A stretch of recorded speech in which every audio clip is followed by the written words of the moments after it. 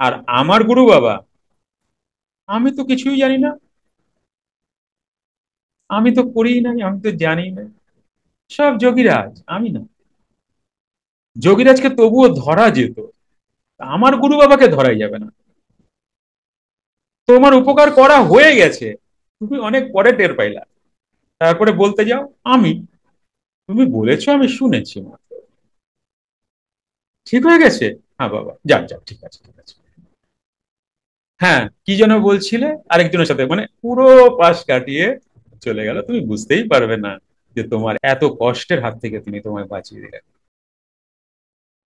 কিন্তু তাহারা সব সময় সেই সব অলৌকিক বিভূতি দেখাইতে চাহেন না, কিন্তু প্রয়োজন বোধে বা দিন আর্ত পদাশ্রিত শিষ্যদের কাতর স্মরণে এইসব ঈশ্বর প্রেরিত মহাপুরুষরা পর দুঃখে কাতর হইয়া তাহাদের দুঃখ কষ্ট দূরীকরণের চেষ্টা করেন।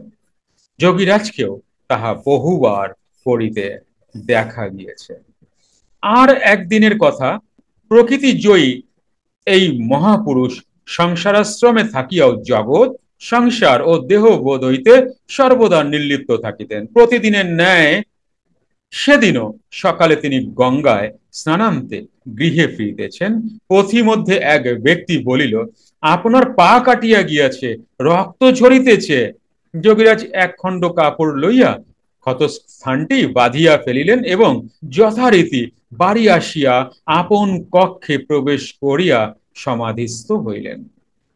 কয়েক ঘন্টা কাটিয়া গিয়াছে, বাড়ির লোকেরা তাহার ঘরের পাশ দিয়া যাতায়াতের সময় লক্ষ্য করিলেন রক্তের একটা ক্ষীণ রেখা নালা দিয়ে বাহির হইতেছে।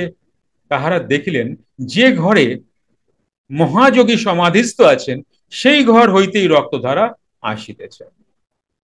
তাহারা উৎকণ্ঠিত হইয়া ঘরে প্রবেশ করিলেন এবং বহু ডাকাডাকি করিয়া তাহার সমাধি ভাঙিয়া জিজ্ঞাসা করিলেন তাহার শরীরে কোথাও কাটিয়া গিয়াছে কিনা।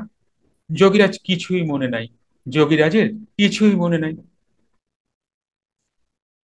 তাই তিনি বলিলেন, কোথাও তো কাটে নাই। বাড়ির লোকেরা তখনও চিন্তিত। তাহারা জিজ্ঞাসা করিলেন, তাহলে এ রক্ত আসছে কোথা থেকে। আকস্মাৎ যোগীরাজের মনে পড়িল, তিনি বলিলেন, গঙ্গা স্নান করিয়া ফিরিবার সময় পা কাটিয়া গিয়াছিল, কিন্তু তাহা তো বাঁধিয়াছি।